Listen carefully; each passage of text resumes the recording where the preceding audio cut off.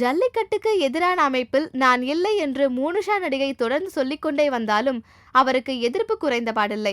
இதனால் ட்விட்டர் பக்கத்திலிருந்து விலகும் அளவுக்கு மோனிஷா நடிகை சென்று விட்டார் என்றால் எந்த அளவுக்கு அவர் தொல்லைகளை சந்தித்திருப்பார் என்பதை நீங்கள் தான் தெரிந்து கொள்ள வேண்டும். இது இப்படி இருக்கையில் மோனிஷா நடிகைக்கு சினிமா உலகில் ஆதரவு இருந்து வருகிறது. ஆனால் ஒரே ஒரு இயக்குனர் மட்டும் மோனிஷா நடிகையை ரொம்பவும் கண்டித்து பேசியுள்ளார்.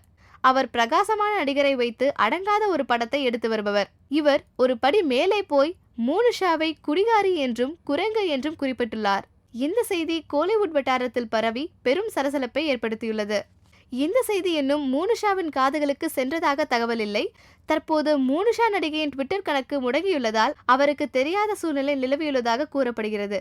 இருப்பினும் இந்த தகவல் மோனிஷாவின் காதுகளுக்கு சென்றால் அவர் என்ன முடிவெடுப்பார் என்பதை பொறுத்திருந்துதான் பார்க்க வேண்டும்.